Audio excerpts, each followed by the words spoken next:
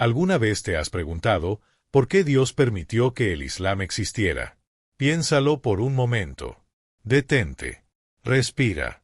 Y déjame hacerte una pregunta que probablemente nunca te han hecho en tu iglesia, en tu grupo de estudio bíblico o en ninguna conversación dominical después del servicio. ¿Por qué el Dios Todopoderoso, el Creador del universo, el que habla y las estrellas obedecen, permitiría que naciera una religión que niega a su propio Hijo?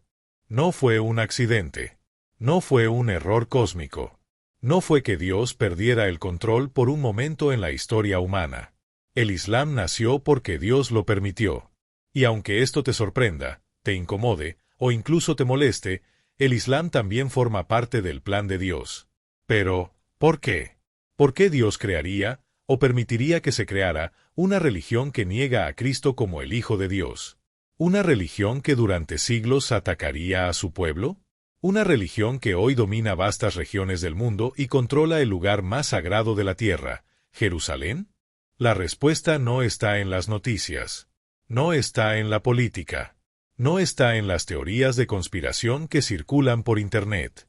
La respuesta está en la Biblia. Ha estado ahí desde el principio. Escrita en tinta y sangre. Profetizada hace miles de años. Y cumplida ante nuestros ojos hoy. Pero para entender esto, tenemos que viajar atrás en el tiempo. Muy atrás. A un desierto ardiente. A una tienda de campaña. A dos mujeres. Y a una decisión que cambiaría el curso de la historia para siempre. Todo comienza con una promesa. Una promesa que Dios mismo hizo a un hombre llamado Abraham. Las palabras resonaron en el silencio del desierto como truenos desde el cielo. Haré tu descendencia como el polvo de la tierra, tan numerosa que nadie podrá contarla. Abraham escuchó, creyó, esperó, pero había un problema que parecía imposible de resolver. Sara, su esposa, era estéril. No solo eso, era vieja, muy vieja. Sus años fértiles habían pasado hace décadas. Su vientre era como el desierto mismo, seco, vacío, incapaz de producir vida. Los años pasaron, uno tras otro, y la promesa parecía desvanecerse en el calor implacable del desierto. ¿Cómo podría cumplirse el plan de Dios si la mujer que debía dar a luz al heredero no podía tener hijos? Desesperada, agotada de esperar, Sara tomó una decisión. Una decisión que parecía lógica, práctica, razonable según las costumbres de su tiempo. Pero fue una decisión que alteraría el destino de naciones enteras. Le dijo a Abraham, toma a mi sierva egipcia, Agar. Ten un hijo con ella. Quizás así el plan de Dios pueda cumplirse. Y Abraham, cansado de esperar, débil en su fe en ese momento crucial, aceptó. De esa relación nació Ismael. Abraham tenía 86 años cuando Ismael llegó al mundo. Y durante 13 largos años, Ismael fue su único hijo, su heredero aparente, el niño de sus ojos. Pero Dios tenía otros planes para su línea de pacto principal. Sin embargo, y aquí está lo fascinante, Dios no rechazó a Ismael. De esa relación nació Ismael. Abraham tenía 86 años cuando Ismael llegó al mundo. Y durante 13 largos años, Ismael fue su único hijo, su heredero aparente, el niño de sus ojos. Pero Dios tenía otros planes para su línea de pacto principal. Sin embargo, y aquí está lo fascinante, Dios no rechazó a Ismael. Al contrario, Dios hizo una promesa sobre Ismael. Una promesa que sería recordada, cumplida y temida durante siglos. He aquí que yo lo bendeciré, y lo haré fructificar y multiplicar en gran manera. 12 príncipes engendrará, y haré de él una gran nación. 12 príncipes. Una gran nación. Bendición. Multiplicación. Estas no eran palabras vacías. Eran el decreto del Dios viviente. Y poco después, el milagro que Abraham y Sara habían esperado toda su vida, llegó. Sara, anciana y estéril, quedó embarazada. Su vientre, que había sido una tumba durante décadas, de repente albergaba vida. Y concibió al hijo de la promesa, Isaac. Isaac nació cuando Abraham tenía 100 años. Él era el heredero de la promesa original de Dios. Pero ahora, en la casa de Abraham, había dos hijos, dos promesas. Y la tensión comenzó a crecer. Como una tormenta que se forma lentamente en el horizonte, la rivalidad entre los dos hermanos comenzó a manifestarse. Y el día en que celebraron que Isaac había dejado de beber la leche de su madre, el problema explotó. Ismael, que ya era un adolescente, se burló del pequeño Isaac, que todavía era un bebé. Sara lo vio. Y en esa burla no vio un juego de niños. Vio una amenaza. Vio el futuro. Vio que si Ismael permanecía, la promesa de Dios podría estar en peligro. Entonces le dio a Abraham una orden brutal y directa. Echa a esta sierva y a su hijo, porque el hijo de esta sierva no ha de heredar con mi hijo, con Isaac. El corazón de Abraham se destrozó. Ismael era su sangre. Era su hijo. ¿Cómo podía echarlo al desierto para que muriera? Fue entonces cuando Dios intervino, y le dijo algo que Abraham necesitaba escuchar. No te parezca grave por causa del muchacho, porque en Isaac será llamada tu descendencia. Pero también del hijo de la sierva haré una nación, porque es tu descendiente. Con el corazón partido en dos, Abraham se levantó de madrugada. Le dio pan y un odre de agua a Agar, y los envió lejos. Madre e hijo vagaron sin rumbo por el desierto de Berseba hasta que se acabó la última gota de agua. Agar, completamente quebrada, dejó al niño moribundo bajo un arbusto y se alejó desolada para no verlo morir. Pero Dios escuchó el clamor del muchacho. Y aquí viene lo fascinante. El ángel de Dios llamó a Agar desde el cielo. ¿Qué tienes, Agar? No temas, porque Dios ha oído la voz del muchacho. Levántate, tómalo y sosténlo con tu mano, porque haré de él una gran nación. Y en ese instante, Dios abrió los ojos de Agar. Frente a ella, milagrosamente, había un pozo de agua. Dios los protegió. Los salvó. Preservó la vida de Ismael. Porque Dios nunca rompe sus promesas. Ni siquiera las que hace sobre aquellos que no son parte de su línea de pacto principal. Ismael creció en el desierto. Se convirtió en un gran arquero. Vivió en la región de Parán.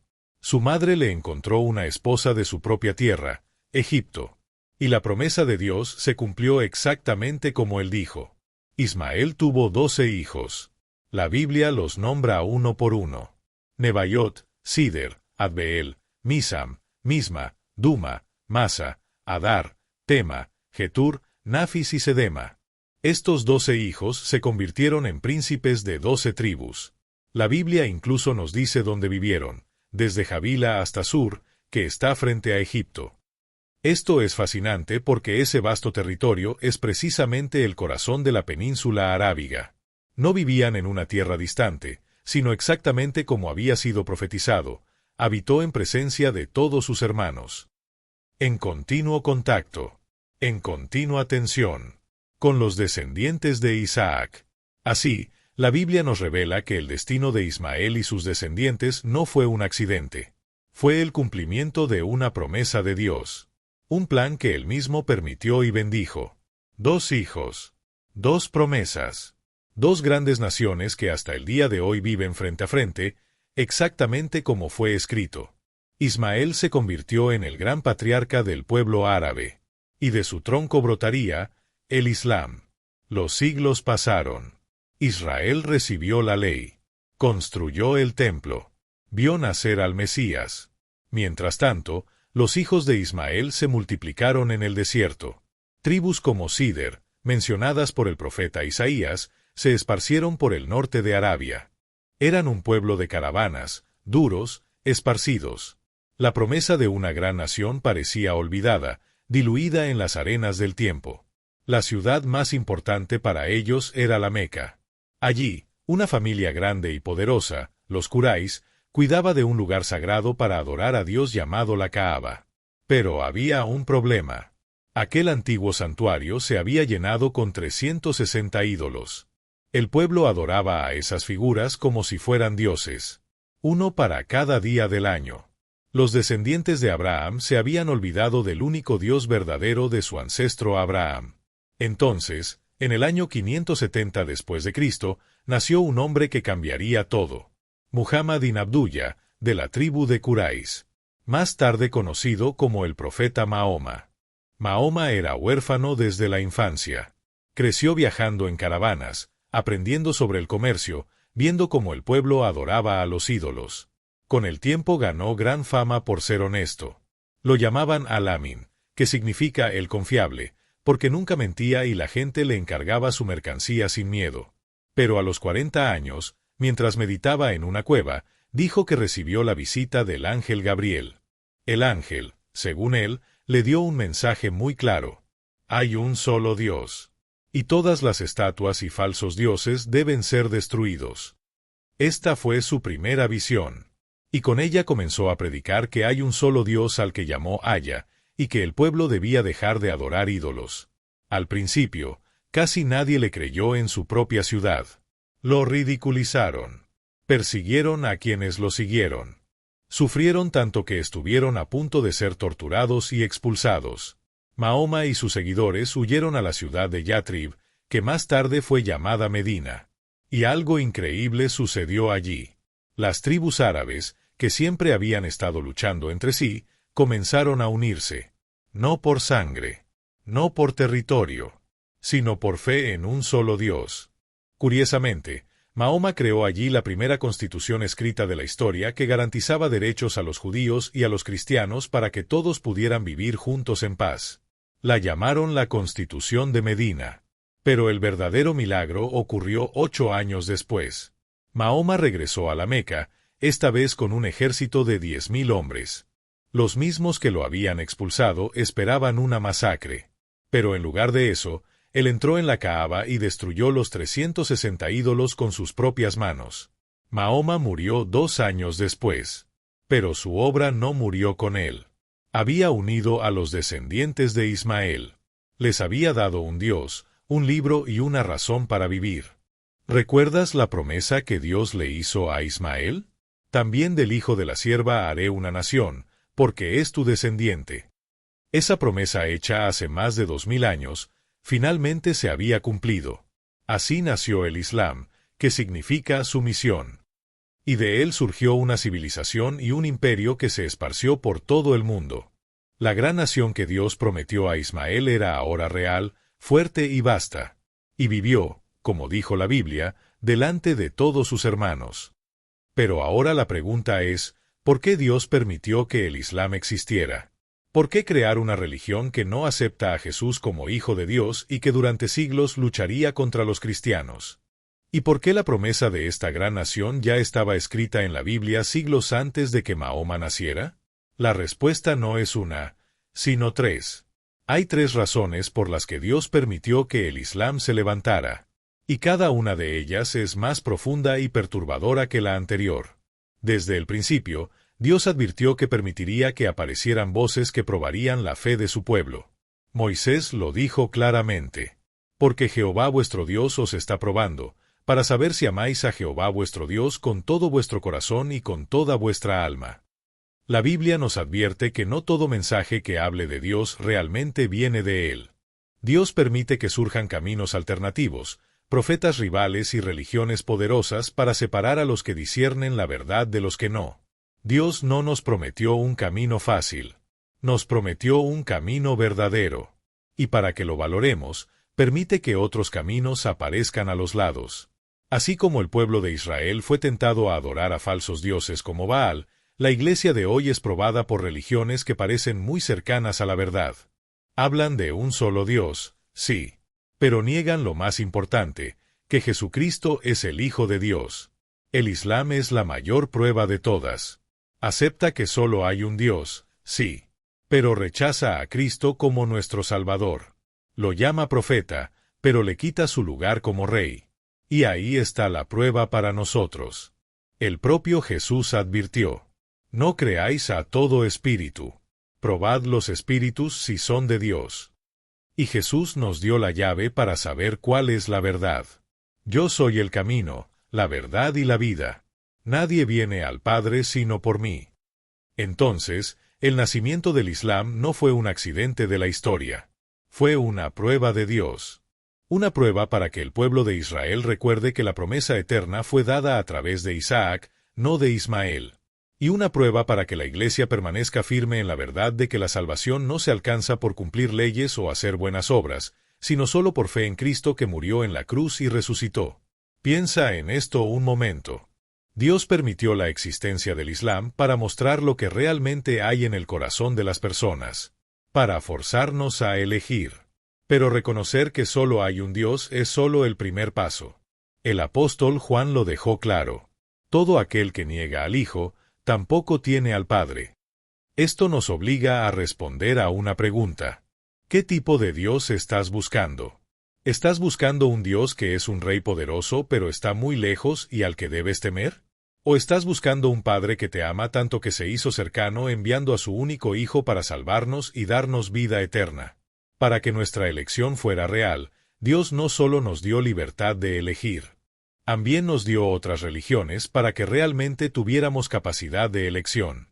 Pero hay dos razones más por las que Dios permitió que naciera el Islam. Razón número 2. Usarlo como herramienta de disciplina y juicio. ¿Qué significa esto? La Biblia enseña que Dios no solo bendice a las naciones, también las usa como herramienta cuando su pueblo se aleja. Piensa en Babilonia. El pueblo de Israel se había alejado de Dios adorando estatuas y olvidando su promesa. El Señor los advirtió muchas veces, pero no quisieron escuchar. Entonces Dios actuó. ¿Pero cómo? ¿Enviaría fuego del cielo? No. Hizo algo más inesperado. Levantó a un rey extranjero. Un rey que no creía en él. Un hombre de guerra. El propio Dios dijo a través del profeta Jeremías: «He aquí que yo envío a Nabucodonosor mi siervo, y lo traeré contra esta tierra». Nabucodonosor fue un instrumento de juicio, un martillo en la mano de Dios para corregir a su pueblo. Ningún imperio surge por casualidad. Está escrito en el libro de Daniel. Él muda los tiempos y las edades. Quita reyes y pone reyes. La lección es muy clara. Cuando el pueblo de Dios olvida la verdad, Él puede usar a otros reinos para que se arrepientan y vuelvan a Él. Y el Islam no fue diferente. Creció a velocidad increíble, como un fuego imparable. En pocas generaciones, ciudades que eran el corazón del cristianismo como Antioquía, Alejandría y Damasco, cayeron. Hasta Jerusalén, la ciudad santa, estuvo bajo poder musulmán por más de 1000 años. Entonces, a la pregunta de por qué Dios lo permitió. Así como sucedió con Babilonia, el Islam se convirtió en un martillo en las manos de Dios para disciplinar a Israel y confrontar a la Iglesia. Para el pueblo de Israel fue un doloroso recordatorio. Habían rechazado a su propio Mesías. Y ahora su tierra estaba en manos de un pueblo que no reconocía al Hijo de Dios. La antigua profecía de Moisés se estaba cumpliendo. Y Jehová te esparcirá por todos los pueblos, desde un extremo de la tierra hasta el otro extremo. Y para la Iglesia fue una advertencia violenta. Muchos cristianos se habían vuelto cómodos. Estaban divididos por luchas de poder y llenos de rituales sin sentido. Habían perdido el fuego y la fuerza del Evangelio. El avance del Islam fue un juicio sobre una fe tibia y un llamado urgente a volver a la verdad de Cristo. Pero aquí está la clave final. El imperio babilónico cayó.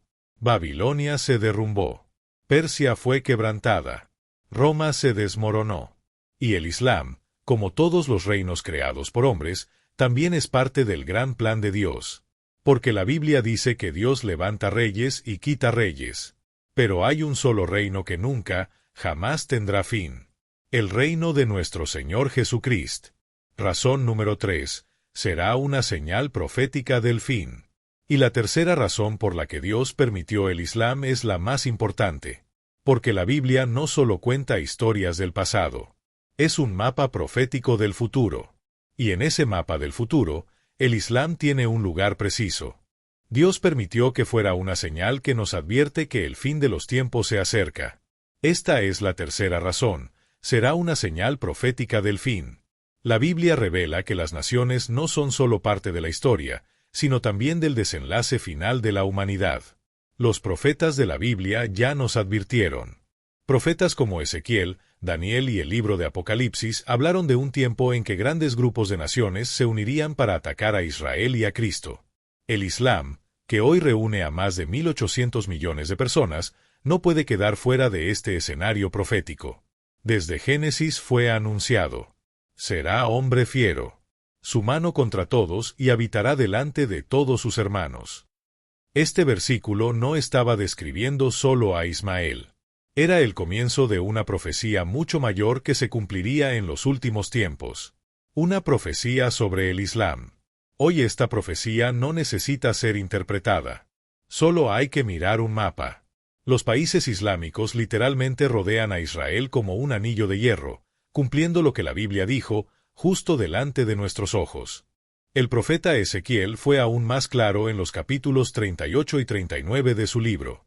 Nombró a los enemigos que atacarían a Israel en la batalla final: Persia, Cus, Fut, Togarma. Nombres antiguos que parecen distantes, ¿verdad? ¿Pero quiénes son hoy? Aquí es donde profecía e historia se conectan. Persia es lo que conocemos hoy como Irán. Cus y Fut son regiones que hoy ocupan países como Sudán, Libia y otros del norte de África. Y Togarma estaba donde hoy está Turquía. Todas estas naciones, aunque diferentes y separadas, hoy están unidas por algo muy poderoso: la religión del Islam. El Islam no es solo una fe. Es una fuerza que une a este grupo de naciones que se levantarán en los tiempos finales. Que el Islam creciera tanto no fue casualidad. Fue el cumplimiento de otra promesa que Dios hizo a Abraham, que de su hijo Ismael también levantaría una gran nación. Lo que para muchos parece un simple movimiento religioso que surgió en el desierto, para Dios es el sonido de un reloj profético que marca la cuenta regresiva final. Jesús nos dio una clave crucial. Dijo: Jerusalén será hollada por los gentiles hasta que los tiempos de los gentiles se cumplan. ¿Qué significa esto? Significa pisoteada o dominada. Y los gentiles son todos los pueblos que no son judíos. Entonces Jesús estaba diciendo que Jerusalén sería controlada por no judíos durante mucho tiempo. ¿Y qué ciudad controló Jerusalén durante más tiempo en la historia? El Islam. Por más de 1300 años, la ciudad santa estuvo bajo dominio islámico. Y hoy vemos una prueba visible de esto.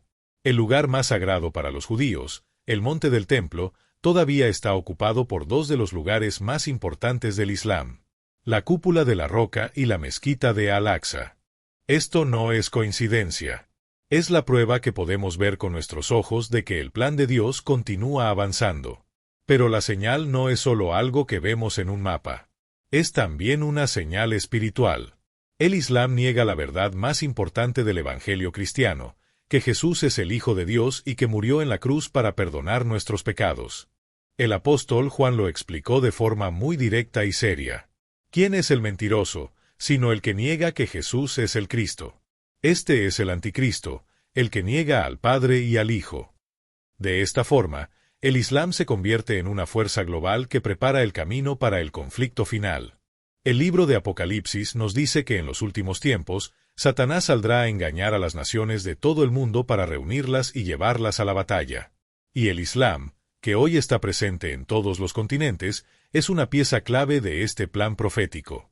Cada vez que estalla un conflicto en Medio Oriente, cada vez que el mundo vuelve sus ojos a Jerusalén, la profecía late más fuerte. Así, la tercera razón es clara. Dios permitió que el Islam fuera una advertencia viviente.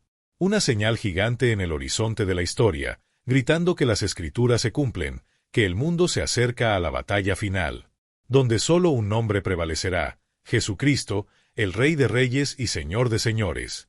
Pero ahora seguramente te estarás preguntando: ¿Gog y Magog son mencionados en el Corán, el libro sagrado del Islam? La respuesta es sí. En el Corán se habla de Yajuj y Majuj, que son los nombres en árabe para Gog y Magog. En esa historia se dice que un buen rey construyó una muralla gigante para encerrarlos hasta que lleguen los últimos días. Entonces, tanto la Biblia como el Corán reconocen que Gog y Magog son fuerzas que aparecerán en los tiempos finales. Esto muestra que incluso en la tradición islámica está plantada la idea de un enfrentamiento final entre naciones y el pueblo de Dios. Pero espera. Hay una diferencia crucial entre ambas historias. Una diferencia que cambia todo. En la Biblia, el resultado es claro. No hay duda. El propio Dios interviene y destruye los ejércitos de Gog. En el libro de Ezequiel, Dios declara: litigaré contra él con pestilencia y con sangre. La Biblia es clara. Dios mismo enviará fuego del cielo para acabar con Gog completamente. Sin embargo, en el Corán, la historia no tiene un final claro. Se dice que la liberación de estos pueblos es una señal del fin, pero no dice que Jesucristo es quien vence la batalla. Falta la parte más importante, la victoria final de Jesús. Y aquí, en esta diferencia, comenzamos a entender el propósito. Esta coincidencia revela algo profundo: las fuerzas del mal son universalmente reconocidas. Todos esperan una batalla final. Cristianos, judíos, musulmanes, todos ven el mismo conflicto. Pero solo un libro revela quién vencerá. Porque no envió Dios a su Hijo al mundo para condenar al mundo, sino para que el mundo sea salvo por él. Dios permite que existan historias incompletas para que las personas que realmente quieren saber busquen realmente la historia completa. Él es soberano sobre todas las naciones y todos los reyes. Como declara el profeta Daniel. Él muda los tiempos y las edades. Quita reyes y pone reyes. Así, la existencia del Islam no es una contradicción del plan de Dios, sino parte de él. El apóstol Pablo, guiado por el Espíritu, nos explicó esto en este versículo. Porque está escrito que Abraham tuvo 2 hijos, uno de la esclava, el otro de la libre. Pero el de la esclava nació según la carne, mas el de la libre, por la promesa. Pablo no está hablando solo de 2 hermanos. Está hablando de algo mucho mayor. 2 naciones. 2 caminos. 2 formas opuestas de relacionarse con Dios que han marcado la historia humana. Pero ¿cómo una disputa familiar de 4000 años atrás puede explicar el destino de civilizaciones enteras? Primero, miremos a Agar, la sierva egipcia. Ella representa el intento humano de cumplir las promesas de Dios con fuerza propia. Su hijo Ismael nació según la carne. No fue fruto de la fe, sino de la impaciencia, de la lógica humana que quiso ayudar a Dios. Pablo conecta a Agar con el monte Sinaí, con la ley y con la esclavitud que viene de intentar obedecerla sin fe. Ismael entonces es un símbolo de todos aquellos que buscan acercarse a Dios a través de sus obras, de su mérito y de sus reglas. Un camino de esfuerzo humano que nunca es suficiente. Ahora miremos a Sara, la mujer libre. Ella representa la promesa imposible. La intervención sobrenatural de Dios. Isaac nació cuando Abraham y Sara ya no tenían ninguna esperanza humana. Su nacimiento no fue resultado del esfuerzo del hombre, sino de un puro milagro. Por eso Pablo asocia a Sara con la Jerusalén celestial, un lugar de libertad y fe. Isaac es la imagen de todos los que son hijos de la promesa. No salvos por lo que hacen, sino por fe en lo que Dios hizo. Aquí está la clave de todo. Ismael es esfuerzo humano. Isaac es gracia divina. Ismael es religión. Isaac es redención. En el mundo existen casi 2000 millones de almas que siguen el camino del Islam. Y el Islam enseña que la salvación se obtiene por sumisión a Alá y cumplimiento de deberes religiosos. El Islam presenta un camino de esfuerzo disciplinado para llegar a Dios. Su fundamento descansa sobre 5 pilares. 5 obras que definen la vida del creyente. Primero, la confesión de fe, la Sahada. No hay más Dios que Alá y Mahoma es su profeta. Luego, la oración ritual, Salat, la postración 5 veces al día en dirección a la Meca. Después, la limosna, el zakat, un deber de dar a los pobres para purificar la riqueza. Le sigue el ayuno, Saum, abstenerse de comida y bebida durante el mes del Ramadán. Y finalmente, la peregrinación, el Hajj, el viaje a la Meca que todo musulmán debe hacer una vez en la vida si puede. A estas obras se agrega la obediencia a la ley y la esperanza en la misericordia de Alá. Un musulmán se levanta antes del amanecer para la primera oración del día. Y hay 4 más. Su salvación depende de esto. Pero incluso cumpliendo todo esto, ¿es suficiente? Aquí viene lo perturbador. La salvación nunca está garantizada. Porque en el día del juicio, se dice que todas las obras, buenas y malas, serán puestas en una balanza. Si las buenas pesan más, tal vez, solo tal vez, se alcance el paraíso. Es un sistema donde el hombre intenta alcanzar a Dios por su propio esfuerzo. Un camino donde el hombre, con su esfuerzo, intenta escalar la montaña para llegar a Dios, sin saber nunca si la cima está a su alcance. Un musulmán nunca puede estar seguro. Nunca. La salvación es una incógnita hasta el día del juicio. Después de años de oraciones, ayunos y limosnas, la salvación sigue siendo una incógnita. Pero el cristianismo presenta algo radicalmente diferente. El cristianismo comienza donde el Islam no quiere mirar, la total incapacidad del hombre de salvarse a sí mismo. Ninguna cantidad de oraciones, ayunos o limosnas puede cerrar el abismo que el pecado abrió entre el hombre y su Creador. Era una deuda impagable. Aquí reside la diferencia sorprendente. El Islam muestra al hombre intentando alcanzar a Dios. El cristianismo muestra a Dios alcanzando al hombre. Dios no nos pidió que construyéramos una escalera para llegar a Él. En cambio, Él descendió del cielo para rescatarnos. Leemos, y aquel Verbo fue hecho carne, y habitó entre nosotros, lleno de gracia y de verdad. No hacemos buenas obras para ser salvos. Las hacemos porque ya estamos salvos gracias al sacrificio de Jesús en la cruz. Él mismo selló su sacrificio con su última palabra en la cruz. Consumado es. La deuda está pagada. La salvación está garantizada. La salvación no es un premio que se gana, sino un regalo que se recibe. Sin obras, sin méritos. Solo fe en Cristo crucificado. Como dice la Biblia. Porque por gracia sois salvos por medio de la fe, y esto no de vosotros, pues es don de Dios, no por obras, para que nadie se gloríe. Es aquí donde la historia antigua se vuelve increíblemente actual. Pablo es contundente cuando cita las palabras de Sara. Echa fuera a la esclava y a su hijo, porque no heredará el hijo de la esclava con el hijo de la libre. A primera vista, sus palabras parecen duras. Un rechazo.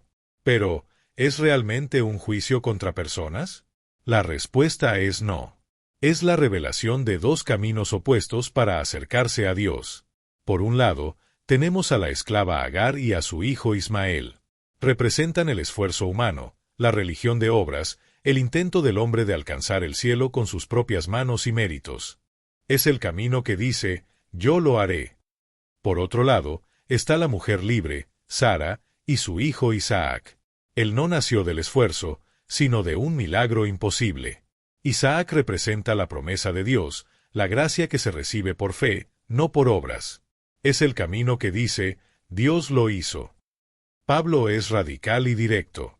El camino de obras, por más sincero que sea, no puede heredar el reino de Dios. Porque la salvación no se conquista, no se negocia ni se merece. Se recibe como regalo inmerecido a través de Cristo. Pero la batalla entre Ismael e Isaac no es una historia antigua. Está sucediendo hoy. La burla de Ismael contra Isaac en el desierto era una imagen del futuro. Los hijos de la carne, aquellos que confían en su propio esfuerzo, siempre perseguirán a los hijos de la promesa, aquellos que confían solo en la gracia de Dios. La historia lo confirma, 1400 años de conflicto entre el mundo islámico y el judeo-cristiano. No es coincidencia. Es el cumplimiento de la profecía escrita en la Biblia. Y se cumplirá definitivamente en los tiempos finales. Porque el libro de Apocalipsis nos advierte que cuando el fin se acerca, dos grandes poderes surgirán en la tierra. El primero es la bestia, un poder político global que buscará dominar a todas las naciones. Pero no vendrá sola. A su lado se levantará una segunda figura, el falso profeta. Un poder religioso que engañará al mundo para adorar a aquella bestia. Pero, ¿cómo reconoceremos a este falso profeta? El Apocalipsis lo describe con una imagen poderosa en el capítulo 13, versículo 11. Vi otra bestia que subía de la tierra, y tenía dos cuernos semejantes a los de un cordero, pero hablaba como dragón. La imagen es clara. Parece un cordero, el símbolo de Cristo. Pero su voz es la de un dragón, el símbolo del engaño. Hace señales, mueve multitudes y pervierte la verdad para que las naciones adoren a la bestia y le den la espalda al verdadero Cristo. Como está escrito. Engaña a los moradores de la tierra con las señales que se le ha permitido. Y aquí surge la pregunta clave.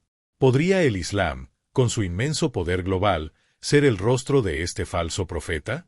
Consideremos los hechos. El Islam es un sistema que gobierna todos los aspectos de la vida.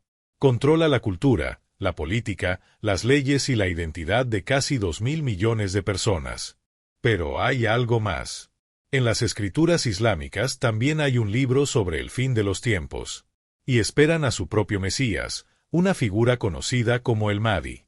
El Mahdi es un líder destinado a unificar al mundo musulmán y establecer un califato global. Un Mesías político y religioso bajo la ley islámica. ¿No es esta precisamente la descripción de la figura que la Biblia llama el Anticristo? Pero hay algo aún más profundo. El Islam habla de Jesús. Lo reconoce, sí. Pero en el Corán, Jesús no es el Hijo de Dios. No murió en la cruz por nuestros pecados. Y por lo tanto, no resucitó. Es reducido a la categoría de un profeta inferior a Mahoma. Esta negación es precisamente la marca para identificar al falso profeta que nos revela la Biblia. ¿Quién es el mentiroso, sino el que niega que Jesús es el Cristo? Este es el Anticristo, el que niega al Padre y al Hijo. Entonces, el Islam honra a Jesús con palabras, pero su voz, la voz del dragón, niega su verdadera identidad. Y el falso profeta del Apocalipsis es, por definición, un sistema religioso que habla de Dios, pero niega al Hijo de Dios. Y la prueba final está escrita en la propia tierra de Israel. Jerusalén, el lugar más sagrado para el pueblo de Dios, está hoy dominada por el Islam. La cúpula de la roca y la mezquita de Al-Aqsa se levantan allí como un poderoso símbolo de dominación. La profecía de Zacarías parece cobrar vida ante nuestros ojos.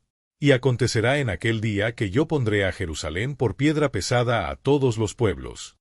Dios permite este sistema, como permite toda rebelión humana, para que en el fin de los tiempos la diferencia entre la verdad y el engaño sea tan clara como el día y la noche. Deja que el falso profeta construya su reino, para que cuando el verdadero rey regrese, su victoria sea indiscutible. Pero si esta es la razón por la que Dios permite que este poder crezca, ¿cuál es el final de la historia? El final ya está escrito, y no deja espacio para dudas. Leemos. Y la bestia fue apresada, y con ella el falso profeta. Estos dos fueron lanzados vivos dentro de un lago de fuego que arde con azufre. El mensaje es definitivo. Ningún imperio, ninguna religión, ningún sistema que niegue al Hijo de Dios permanecerá. Y el Islam, como sistema basado en obras humanas y negación del Salvador, puede ser una de las piezas del último gran engaño. Por eso Dios lo permite. No porque apruebe su mensaje, sino porque su existencia cumple una profecía. El Islam puede ser una de las herramientas más poderosas en las manos del falso profeta. Pero su destino está sellado. El engaño será inmenso. Pero el final está escrito. La bestia y el falso profeta serán lanzados al lago de fuego. Y en aquel día, como prometen las Escrituras, toda rodilla se doblará y toda lengua confesará una verdad inmutable. Jesucristo es Señor. Porque al final, no reinará el Mahdi, ni la bestia, ni ningún falso profeta. Reinará Jesucristo, Rey de Reyes y Señor de Señores. Por estas tres razones, el Islam nació como parte del plan de Dios. 1. Es una prueba de fidelidad. 2. Una disciplina para su pueblo. 3. Y una señal del fin de los tiempos. La historia de dos hermanos en el desierto se ha convertido en la historia de dos civilizaciones. La historia de dos caminos. La historia de dos destinos. Uno fundado en el esfuerzo humano. Otro fundado en la gracia divina. Uno que dice, yo puedo alcanzar a Dios. Otro que dice, Dios me alcanzó a mí. Y cuando el polvo de la batalla final se asiente, cuando el humo se disipe, cuando todas las religiones, todos los imperios, todos los sistemas humanos caigan, solo quedará en pie una verdad. Jesucristo es el camino, la verdad y la vida. Y todo lo que la Biblia profetizó, se habrá cumplido exactamente como fue escrito. Desde Génesis hasta Apocalipsis. Desde Ismael hasta el fin de los tiempos. Todo estaba escrito. Todo estaba planeado. Todo se está cumpliendo. Y nosotros, Estamos viviendo en el momento profético más importante de la historia humana. El reloj profético está en cuenta regresiva. Las señales están por todas partes. Y la pregunta ya no es, ¿cuándo sucederá? La pregunta es, ¿estás listo? Si este video te ha ayudado a comprender el plan de Dios, deja tu comentario y tu like, porque así la verdad llegará a otros creyentes. Pero el plan de Dios es mucho más profundo de lo que imaginamos. ¿Alguna vez te has preguntado por qué Dios no destruyó a Satanás? Dios es santo, justo y odia el mal. Entonces, ¿por qué Satanás sigue vivo? Si aún no lo has visto, tienes que ver este video porque responde una pregunta que pocos se atreven a hacer. ¿Por qué Dios permite que su enemigo más antiguo siga existiendo y causando dolor en el mundo? La respuesta no es simple, pero está en la Biblia. Descubre en este video por qué Dios no elimina a Satanás ni a los ángeles caídos.